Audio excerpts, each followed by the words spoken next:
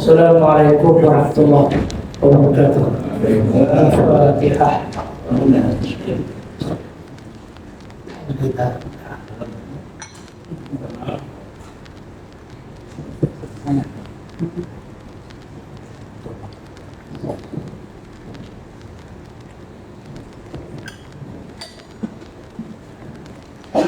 Alhamdulillahirabbil alamin. Wassalatu wassalamu ala asyrafil anbiya wal mursalin walhamdulillahi rabbil alamin. Hasbunallahu wal kafir sami Allah liman da'a alaihi sallallahu alaihi wasallam. Alhamdulillah, insyaallah buat pengisi surah sebelum kita puasa. Tuan-tuan haji, puan hajah, ibu dan ayah, para kekasih Allah, al-fadhil ustaz dan ustazah sekalian. Alhamdulillah, malam ini kita masuk malam yang ke-24 Rajab, malam 24 Rajab. Dan itulah baki beberapa hari lagi masuk bulan Syaban. Dan kita mohon Allah Ta'ala berkata doa tadi, iaitu balighna Ramadan, mungkin kita dapat masuk bulan Ramadan. Saya ada masa lebih kurang dalam 8.40 lawan azan Isya. Tapi ini sekarang 8.5 minit, beberapa minit je lah kuliahnya. Jadi kalau melaporkan letih duduk, saya tak pula duduk kursi. Tuan-tuan haji pun ajar duduk bawah. Jadi jangan lama-lama kuliahnya Ustaz. Tapi tak kali belum disingkirkan lagi ni, lalu dah kekal lagi kuliahnya. Lama penuh kuliah kan. Jadi saya mohon maaf lah, sebab kadang-kadang kuliah tu panjang tu sebab idea banyak sangat. So, jadi gitu kan. Jadi untuk malam ini perbincangannya masih lagi tajuk tafsir sirah. Tuan-tuan, ibu dan ayah, para tetamu Allah, kita buka surah Al-Anfal, surat 181 ayat 26. Saya ulang balik ayat 36. Surah Al-Anfal juzuk yang ke-9 ayat yang ke-36. 36. Ya, muka surat 181. Kita baca sama-sama. A'udzu billahi minasyaitonir rajim. Innal ladzina kafaru yunfiquna amwalahum liyasuddu an sabilillah wa sayunfiqunaha thumma takunu alaihim hasratan thumma yughlabun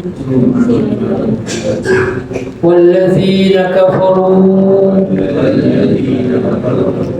ila jahannama yuhsyarun. Subhanallah. Jadi untuk yang ada Quran, buka surah 181 tadi yang kita baca tadi, dan buka tanda lagi satu lagi, buka surat 313 untuk amalan malam. InsyaAllah saya jumpa cepat mungkin lah. Ikut masuk timing Isya betul berhenti, azan Isya betul berhenti insyaAllah. Baik, buka surat 313 surah Taha. Ya betul. Untuk amalan itu.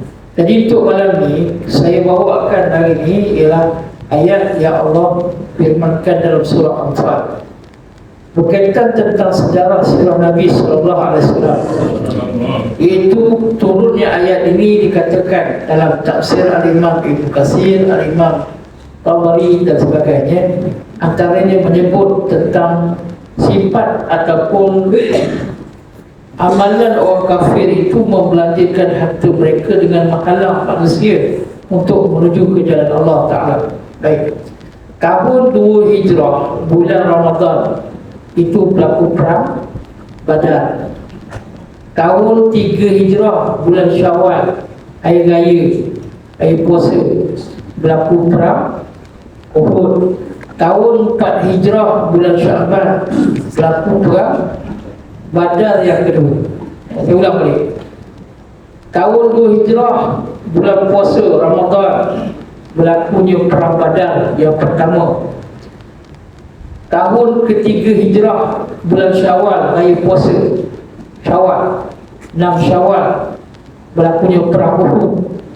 Tahun yang keempat Hijrah, bulan Syaban, berlakunya perang Badar yang kedua, tapi tak jadi. Itu kita cerita malam ni. Iaitu Badar ni berlaku bulan Ramadan tahun yang kedua Hijrah. Itu kita tahu dah, kita perang Badar. Ada ustaz ceramah kita tentang perang Badar. Badar ni adalah satu lokasi, tempat berada jauh daripada Madinah Al-Munawwarah, anggarannya 130 km. Dan Badar ni tempat pusat festival pertemuan pedagang-pedagang Arab yang akan pergi ke arah Yaman, ke Syam, Timur. Itu mereka akan lalu ke Badar. Dan memang tahunan ada festival ataupun tamasya, karnival pertemuan pertanian. Kalau kita dekat MRT, kat Sedak kan, itu kita kalau dekat Lubang Kelang lah. Tapi di situ Badar orang tahu dah. Jadi perang Badar tahun 2 Hijrah bulan Ramadan, keadaan berpuasa tidak menghalang untuk berperang sahabat-sahabat Nabi. Dan kita tahu kesimpulan perang Badar tu, menanglah Islam. Allah turunkan seramai kekuatan 300 orang, 313 orang itu, ada kata 316 orang. Mereka ini dibantu oleh Allah SWT. Allah turunkan malaikat yang turun membantu dalam peperangan tersebut. Itu perang Badar. Okey. Pada tahun 3 Hijrah bulan Syawal, iaitu peperangan yang kita dengar, peperangan Uhud. Jadi dalam perang Uhud ni, seorang lelaki namanya Abu Sufyan bin Harb bin Umayyah, dia telah berjaya untuk membawa suatu usaha mengumpulkan harta yang banyak. Sepatutnya dia nak membalas dendam sebenarnya, sebab matinya pemimpin Arab. Abu Jahal mati pada tahun 2 Hijrah perang Badar tu. Abu Lahab mati seminggu lepas perang Badar. Ramai pemuda-pemuda yang mereka ini melawan Rasulullah mati dalam perang Badar. Kita tahu dah cerita tu. Jadi nak ceritanya, apa sebab turun ayat ni, ayat yang ke-36 ini dalam surah Anfal ke surat 181. Innal ladzina kafaru yunfiquna amwalahum. Sesungguhnya orang-orang kafir ni mereka mengeluarkan satu usaha, donation, sumbangan. Kalau kita orang Islam panggil apa? Infak. Infak, sumbangan, tabung ni, derma, sedekah. Allah melontarkan satu perkataan infak, perkataan yang fiquna, kerana mereka orang kafir ni dia berinfak juga, dia keluarkan duit. Tapi apa beza soalan kita kalau kita tanya, apa beza infak kita dengan infak orang yang tidak beriman, non-Muslim? Nilai baik. Orang bukan Islam, dia bagi semangat kat kita. Kalau kata orang bukan Islam memberi semangat kat kita, kita nak terima tak? Sudah jawab? Terimalah Ustaz, tapi gunalah untuk fasiliti apa? Untuk kegunaan apa? Jangan pula buka open table makan ikan 3 rasa. Jangan begitu. Buatlah keperluan-keperluan yang boleh membantu. Ada duit yang tidak patut syariah. 80 juta duit tak patut syariah. Ambil. Guna untuk apa? Untuk keperluan yang boleh disalurkan dalam fasiliti tertentu. Maka sebab itu ada satu kitab, namanya kitab Halal dan Haram, yang ditulis oleh almarhum Dr. Yusuf Al-Qaradawi, membicarakan duit yang tidak patut syariah. Jadi rujuklah dengan pihak jawatan agama, pihak majlis agama untuk bila ada orang bagi kata bersurau, ambil. Tapi rujuk dengan jabatan agama lah, atau majlis agama, supaya panduan itu jelas digunakan untuk apa. Banyak orang duit tak patut syariah. Baik, duit yang mereka keluarkan ini, Abu Sufyan bin Harb bin Umayyah, dia tak terlibat perang Badar tahun 2 Hijrah. Dia ni kita dengar cerita dulu lah, dibawa dagangan kabilah perdagangan dia elak dan sebagainya. Dan mati perang Badar ni, mati kepimpinan utama orang Mekah. Mati orang utama Mekah. jahat dia bolak hati pemuda Nadar bin Rasulullah bin Abu Mu'ad sebagainya. Jadi tinggal Abu Sufyan. Tapi Abu Sufyan ini mastermind. Dia pakar bidang ekonomi, perancangan, dan dia memang punya kepakaran dari sudut berpidato. Abu Sufyan bin Harb bin Umayyah ni.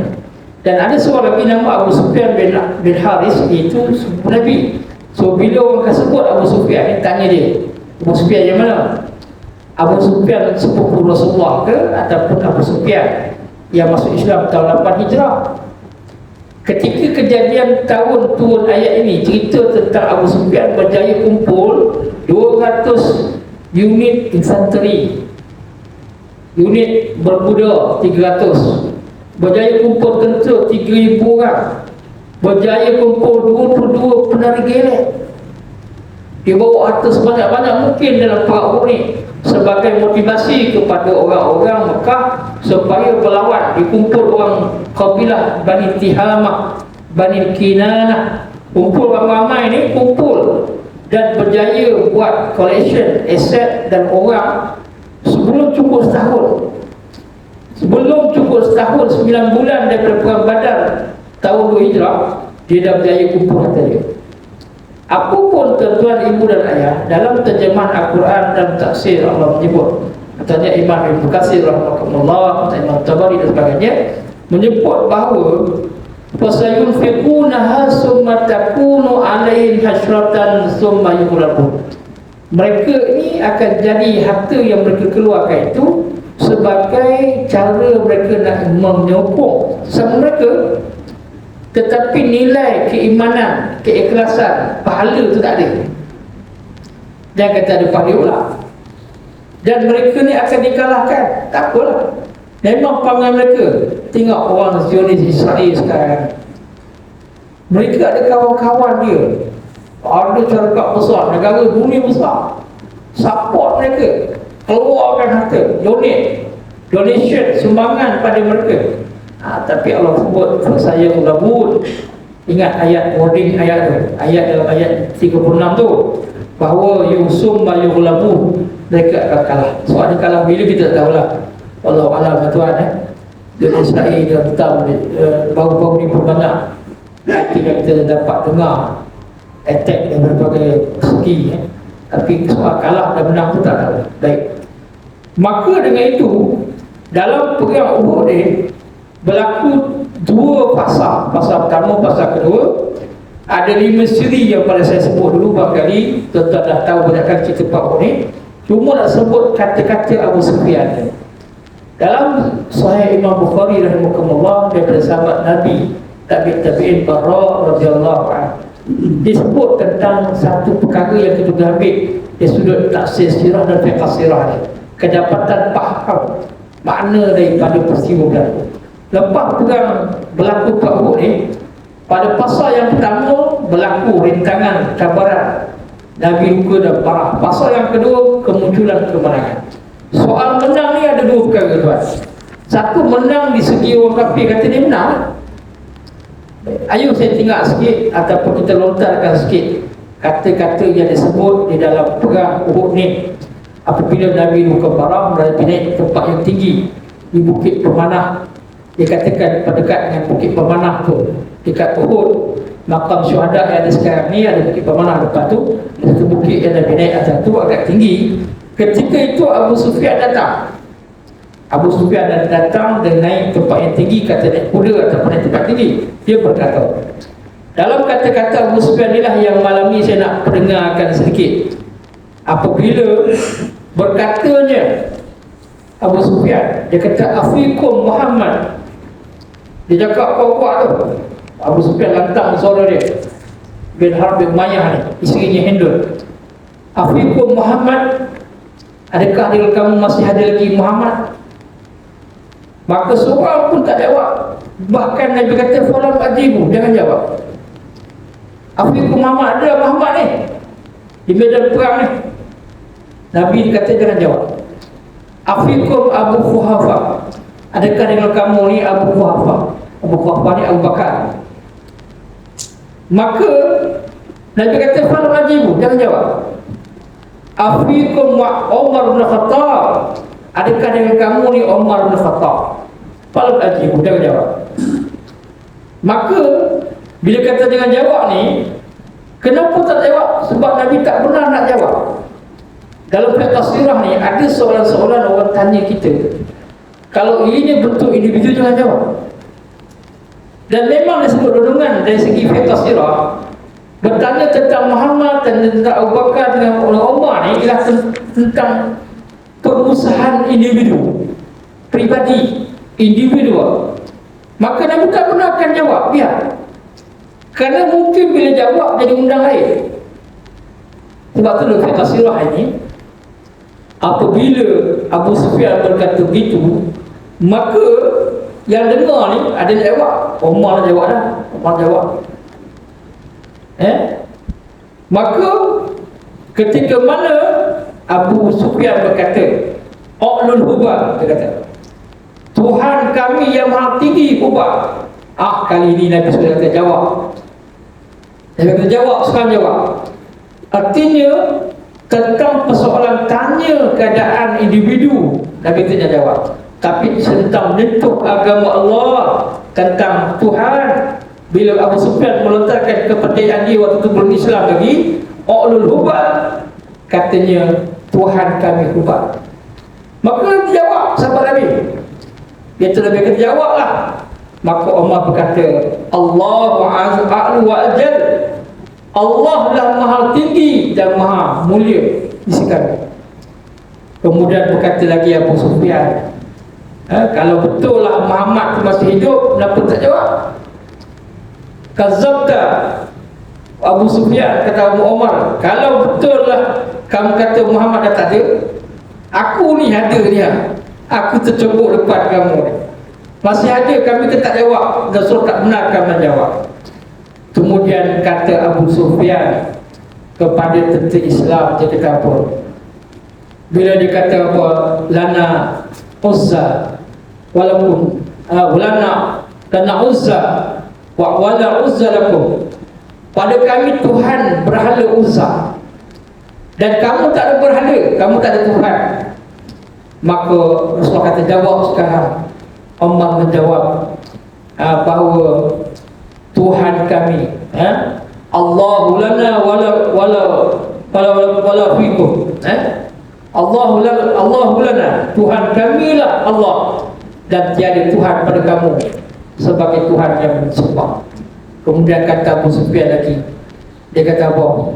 Dia kata bahawa peperangan al-yawmu biyawmin bibatin wa harbu sujad. Orang Mekah, wahai orang yang dengar ni, ingat hari ni hari kami menang hari ni. Kata Abu Sufyan, kami menang. Tengok Nabi dah lupa dah apa kan. Tapi menang apa? Nabi tak mati dalam perang Uhud. Nabi tak wafat perang Uhud. Abu Bakar tak wafat dalam perang Uhud. Menang apa yang kamu kata? Dan kata Abu Sufyan lagi, dia kata apa? Kamu menang di Badrin wa harbu sujad. Dalam perang ni, kata Abu Sufyan, dia boleh tukar-tukar. Kadang-kadang kamu menang pada kamu boleh menang. Ni kata Abu Sufyan. Kalaulah kita setuju dengan kenyataan itu, ada orang sebut, dia kata, menang di Badar, kalah di Uhud. Siapa cakap kalah di Uhud? Tidak ada kalah di Uhud. Kalau kalah di Uhud, dah tentu wafatnya Nabi tahun 3 Hijrah. Yang kalah adalah dari segi mesej, arahan itu Nabi yang gagal dipatuhi oleh sebahagian mereka, kerana mereka syak kemenangan sudah sampai. Itu sebenarnya dalam fiqh sirah yang berlaku. Itu tak betulkan keadaan. Kemudian kata Abu Sufyan lagi, dia kata, hari ini aku rasa kami menang, dan kami menggunakan satu operasi, namanya operasi Maslah. Operasi Maslah ni operasi yang dilaksanakan oleh 20 orang perempuan. Maslah ni satu istilah, iaitu mereka membuat perbuatan yang ganas. Jenazah 70 orang para syuhada, orang muslimin di kalangan tentera Islam, dibelah, diburaikan perutnya, kemudian mereka potong-potong hidung dan tangan. Ini operasi Maslah. Maka ada orang tuduh pula, Ada riwayat kata Hindun bin Uthbah. Hindun isteri pun Abu Sufyan ni sama dengan suami dia. Hindun belah dada Hamzah, kemudian mengambil hati Hamzah dan dikunyahkan, tapi tak boleh. Cerita ni betul tak betul? Dalam riwayat kata tak betul. Salah, sebenarnya bukan itu. Bukan dia menggigit, menjamah hati Hamzah, bukan begitu. Yang betulnya ialah operasi maslah. Walau tersuruh, kata Abu Sufyan, aku tak suruh mereka buat, tapi kalau buat, okey lah. Operasi itu memang jahat, tuan-tuan. Orang Arab ni kalau digeram sesuatu, geram nama dahsyat tu. Nenek moyang semua. Bayangkan kerajaan Bani Umayyah, Bani Abbasiyah, Bani Seljuk, kubur-kubur Bani Umayyah tu, dia ambil tulang-tulang, dia ketuk-ketuk, dihancurkan, digeram sebab musuh dulu. Ini memang dahsyat. Betul tuan-tuan, Allah sebut Arab ni kalau mulia-mulianya hebat, tapi kalau mulianya mulia kerana ketaksuban, kehebatan, fanatik dan sebagainya, lebih teruk daripada segala-galanya. Al-Arabu asyadul kufra nifaq. Arab tu lebih dahsyat dari sudut kedahsyatannya, kekufuran dan nifaq dia. Sebab tu Allah kata bukan beza Arab dan Melayu dan bangsa dah. Allah kata laisa ma farqa baina arabi wal ajami illa bittaqwa. Tidak ada beza kamu orang Arab dengan orang Ajam macam kita ni, kecuali takwa subhanahu pada Allah Ta'ala. Takwa kepada Allah subhanahu Ta'ala. Tuan-tuan, apa berlaku tuan-tuan? Apabila Abu Sufyan berkata kepada kepada Umar, dan dengar oleh semua sahabat-sahabat Nabi pun jawab, dia kata lana uzza, menang je kami kali ni, wal harbu sujal, dan menang kali ni ikut giliran lah. Badan kau menang. Tapi kata Nabi, kata Umar bin Khattab, setelah Nabi kata jawablah, maka jawab oleh Umar, laku dia kata walana jannah walakum finnar. Wahai Abu Sufyan, tentera kami ni masuk surga semua. Allah janjikan jaminan masuk surga, tetapi tentera kamu masuk neraka jahanam. Abu Sufyan pun tersentak ni. Bila kena sentak, kena sebut gitu, baru dia akur. Sebab perjuangan dia lawan dengan Rasulullah dalam perang Uhud ni, usaha sungguh-sungguh, kumpul harta yang banyak, tapi dia terbunuh tentera dia, terbunuh tentera Islam, terbunuh tentera musyrikin. Tetapi kematian tentera musyrikin gimana? Tak ada balasannya untuk syurga, tak ada. Tapi keyakinan tentera Islam bahawa sesungguhnya bila mati mereka ni mati sebagai syuhada, bahawa sesungguhnya Allah mengatakan, wala tahsaban fala tahsabanna allazina qutilu fi sabilillah amwata bal ahya'un indallah.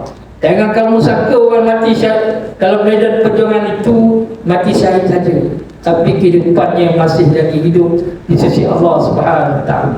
Tuan-tuan rahimakumullah, dalam cerita inilah maka riwayat kisah Abu Sufyan berhujah ini satu gambaran bahawa dua perkara berlaku, iaitu tentang persoalan agama dengan persoalan individu.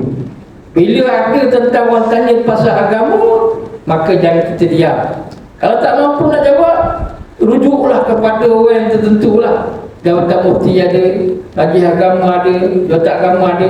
Jangan jawab sebab emosi kita, tak boleh. Tetapi kalau soal peribadi, maka nak jawab boleh, tak jawab pun tak boleh. Kadang-kadang soal nak tanya, ni orang tanya dalam grup kan, dalam grup WhatsApp, tanya jawab kita desah, kita pengurusi jatah kuasa, jawablah. Menjawab tu mengundang kepada keburukan ataupun kebaikan. Kalau sekiranya tak pun jawab, jangan jawab. Itu kaedah dia sudut tafsiran. Yang kedua ni bahawa kemenangan Allah bagi ni dalam dua keadaan, sama ada bertumpah melalui peperangan senjata ataupun senjata paling tajam, tidak. Sebab tu kepetahan Allah Al-Khattab menyentak sentak hati kepada Abu Sufyan bin Harb bin Umayyah. Tuan, Abu Sufyan Bila habis perang Uhud tahun 3 Hijrah, bulan Syawal tu, masuk bulan Syaban ni, bulan Rejab ni masuk Syaban. Orang-orang kata balik, kamu ingat Abu Sufyan, kamu pernah berjanji tahun 2 Hijrah dulu, bila kamu tengok orang-orang mati di kalangan pemimpin besar ni, kamu berazam nak repeat, nak ulang balik perang Badar di Badar ni. Ayo kita ke Badar sekali. Bila Abu Sufyan cek-cek balik, Abu Sufyan ni orang pandai, orang tahu untung rugi. Dia fikir balik, dia buat survey balik, buat kaji sendiri. Kalau perang Uhud aku dah betul-betul lah, memang kabur betul lah, memang untuk kumpul harta banyak dan sebagainya, gagal aku bunuh Muhammad, apa tak lagi aku nak perang Badar. Maka Badar Sughra, Badar yang kedua ini, apabila tiba bulan Syaban, maka istihar oleh Abu Sufyan bahawa tak mampu lagi nak serang kepada Nabi SAW. Baik tuan-tuan dan rahmatullah. Oleh kerana itu tuan-tuan dan rahmatullah, kita nak sebutnya bahawa suasana kehidupan Nabi ini dilalui dengan suasana menghadapi peperangan dan lagi dengan suasana dalam urusan hujah dengan hujah. Sebab tu ada orang ni boleh masuk dapat hidayah Allah Ta'ala dengan hujah, dengan dengar kandungan kita boleh berdebat. Oleh kerana itu tuan-tuan, kemahiran debat ni kena ada, kena merah bercakap. Saya nak bawa sikit amalan sikit pada surah Taha tu. Orang sebut tentang kaedah nak bercakap, kan? Mungkin dah ramai dah hafal ayat ni, surah Taha tu, Itu dalam surah Taha ayat yang ke 25, ayat yang ke 25 tu, surah Taha muka surat 313. Kita baca sama-sama doa. A'udzu billahi minasyaitonir rajim. Qala Rabbi ishrah li sadri wa yassir li amri wahlul 'uqdatam min lisani yafqahu qawli. Ini doa ni. Ini doa pada orang pergi pada. Cuma kaedah yang diajar oleh Tuan Guru, almarhum Tuan Guru kami besar bila mana wahlul 'uqdatan itu, dan kau memudahkan uqdah lidah kami. Kadang-kadang kita nak cakap ni, nak cakap ada point, kamu tak dengar kuliah ustaz dengan ceramah. Alah ustaz ni aku boleh cakap, cuba duduk depan juga, duduk depan letak tu ngadap kamera ni, kan. Saya duduk, sebab tu saya kalau ada kamera saya bagus, saya ingat tengok balik. Ada kesilapan kita berkata-kata. Guru-guru kami dulu almarhum mengingatkan, bila kita cakap ni, hujung cakap jangan lupa satu doa. Sebut aku qauli hadza, dan aku berkata ini, wa astaghfirullah li wa lakum, dan aku mengajak istighfarlah kepada diri sendiri dan aku istighfar kepada kamu semua. Kenapa? Kadang-kadang cakap kita ni, kita cakap dah tak teratur satu. Yang kedua, tak faham-faham. Nak bagi orang faham yang faham qauli tu bukan senang, tuan. Tuan-tuan tak percaya? Tak percaya ataupun nak buat, cuba sekali Ustaz tak kuliah, suruh volunteer ke depan, bagi masa 30 minit, cakap 30 minit, lepas tu azan, jangan cakap lagi. Memang tak suka buat, melainkan satu pengalaman dan latihan. Sebab tu ada dari segi kaedah public speaking ni, disebut ada 4 kaedah yang utama bila nak cakap ni. Satu ialah disebut percaya diri lah. Ada 4 perkara. Satu, percaya diri. Nak cakap kena ada kepercayaan diri. Boleh cakap, ada pengalaman. Orang suka bila cakap 5 minit yang awal mesti ada pengalaman yang boleh dikongsikan. Sebab tu dipanggil kesamaan pemikiran. Cakap dulu bulan Rejab, bulan Syaban, datang untuk ibadah, tu kesamaan. Kepercayaan diri, belief. Kita boleh percaya diri kita. Ya, aku tak yakin nak cakap orang ni. Doa dah hafal tadi, Rabbi ishrah li wa yassir li amri, kan. Tapi tak lepas-lepas lagi. Nak cakap kan. Susah. Kemudian yang kedua ialah mesti ada kemahiran dari segi postur atau bahasa tubuh. Bahasa tubuh badan tu. Nak cakap tu tak boleh duduk tegak gitu je. Dia ada cara bercakap dia. Kalau kuliah lain, ceramah lain, tazkirah lain, nak pidato, nak jemput orang kenduri kenara, lain pula cara dia. Okey, itu dia punya lengguk badan. Yang ketiga, yang dipanggil sebagai kenali audiens, tengok orang. Ini 4 teras, dia ada 10 teras tapi 4 teras tambah. Tengok juga pandang kanan siapa haji ni. Oh, ni dulu bekas tentera semua ni kan. Ini bekas kaki tangan agensi kerajaan ni. Ada pengalaman-pengalaman yang sedang berkhidmat. Maka bercakaplah kepada apa yang boleh mereka faham. Itu kena cakap begitu. Baik. Yang keempat adalah dah tentulah orang yang nak cakap ni mesti ada satu hubungan eye contact, hubungan mata. Dalam falsafah public speaking cakap ni, tengok 3 second kat luar siapa, atas kursi kat luar, yang bersandar siapa, 3 saat, 3 second. Saya buat gitulah biasanya. Jarang saya tegak gitu kan. Ada sekali tu haji tu, ada orang bertanya, Ustaz, lama tak nampak Ustaz datang kuliah tempat kami. Kat mana je? Sekali-sekali tempat. Oh, okey. Bila tu? Lama dah. Dulu nampak Ustaz, sekarang tak ada. Okey tak apa. Waktu saya kuliah haji, tuan datang tak?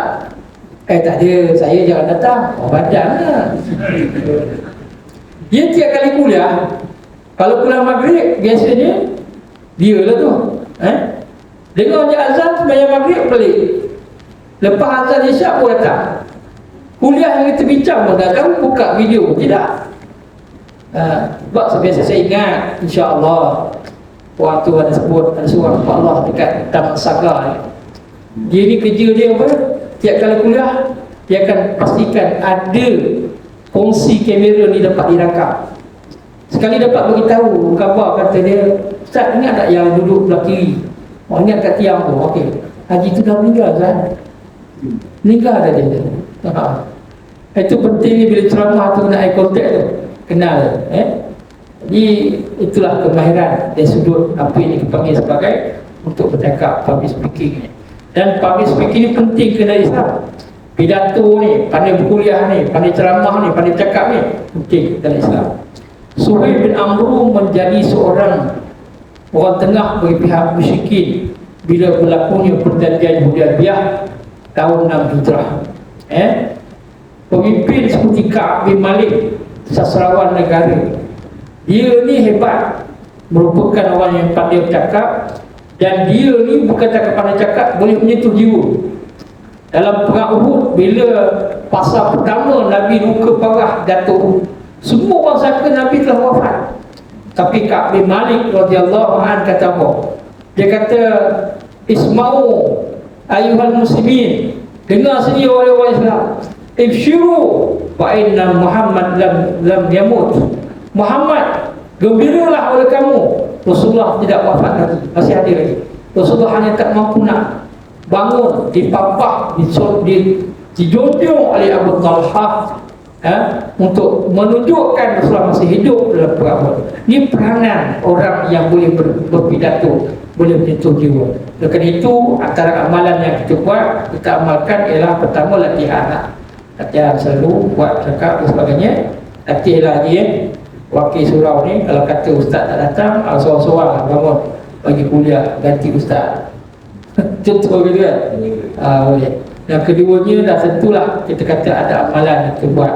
Salah satu tu amalan tadilah baca ayat dan surah Taha ni, ayat 25 tu sampai 28. Dan ada lagi kaedah antara yang diajar kalau tuan-tuan askar tentera biasanya ataupun pegawai-pegawai perkhidmatan, bila kawat diri itu boleh pacak dari panah tu, apa dia buat? Dia gerakkan ibu jari kaki tu, dalam boot kasut kita tu, gerakkan ibu jari kaki tu untuk stable keadaan kita. Tuan-tuan tak nampak saya tengah kuda, saya gerak ibu jari sebenarnya, ibu jari kaki saya ni, supaya nak release dalam keadaan kita dalam keadaan penat ataupun dalam keadaan kita susah. Rupanya kaki, jari kaki Allah berbagikan kemudahan untuk kita daripada ada urat trigeminus yang memberikan lantaran kita berfikir secara normal balik, insyaAllah. Itu antara apa yang saya nak bincangkan malam ini. Apapun kesimpulannya tuan-tuan dan puan-puan rahimahumullah, untuk itulah balik pada surah Anfal ayat yang ke-36 ke 181, soal perbelanjaan dan harta yang dikorbankan. Dan bulan ni, bulan Rejab, bulan memberikan maksimum amalan-amalan kita dipertingkatkan. Dan bulan Syaban, kalau ada pihak surau menganjurkan program-program anjuran infak, rebutlah tuan-tuan, continuous laksanakan momentum-momentum berikan sumbangan. Lepas ada nak taja kepada program-program berbuka puasa ataupun dan sebagainya, insyaAllah. Di tempat lain saya dengar satu masjid tu dia buat tajaan moral buka puasa, satu hari 3,000 ringgit untuk makan buka puasa. Tapi bagaimana dia boleh gunakan duitnya untuk kebaikan? Siapa yang makan pada hari buka puasa tu dia makan, duit yang kita bagi tu, semua amalan yang dibuat hari tu dapatkan kita tanpa mengurangkan tahlil dia sikit pun. Tak untung tuan-tuan, Allah bagi mudah, shortcut dengan izin dalam pintas. Kita ni buat amalan susah, umur tak panjang, nak buat banyak-banyak tak boleh. Tapi Allah bagi special kat kita, buat sikit dapatkan jalan pahala. Bayangkan bulan Ramadan pula, dalam satu malam tu ada satu malam yang bila dapat amalan malam tu kadang seumpama beramal ibadah 1000 bulan. Hebat dah kita tuan-tuan. Alhamdulillah tuan-tuan jadikan kita sebagai umat Nabi Muhammad sallallahu alaihi wasallam. Wallahu a'lam bishawab. Aku qauli hadza wa astaghfirullah li wa lakum. Assalamualaikum warahmatullahi wabarakatuh. Bismillahirrahmanirrahim. Alhamdulillahirabbil alamin. Wassalatu wassalamu ala asyrafil anbiya wal mursalin. Walhamdulillahirabbil alamin. Allahumma alimna ja'alna wa bi'asir wa la ta'asir wa bika min khair. Rabbana zalamna anfusana wa illam taghfir lana lanakunanna minal khasirin. Allahumma barik lana ma baqiya min Rajab. Ya Allah, berkatilah kami apa yang berbaki pada bulan Rajab ini. Ya Allah, barik lana fi syahri Sya'ban, berkatilah kami pada bulan Sya'ban. Balighna Ramadan, dan sampaikan kami untukkan beramal dan beristiqamah dengannya pada bulan Ramadan nanti. Ya Allah, ya Ar-Rahman. Sallallahu alaihi karim. Alhamdulillah, taqabbalallah. يا حبيبي يا شافعي يا رسول الله بأمي وأبي فديتك سيدي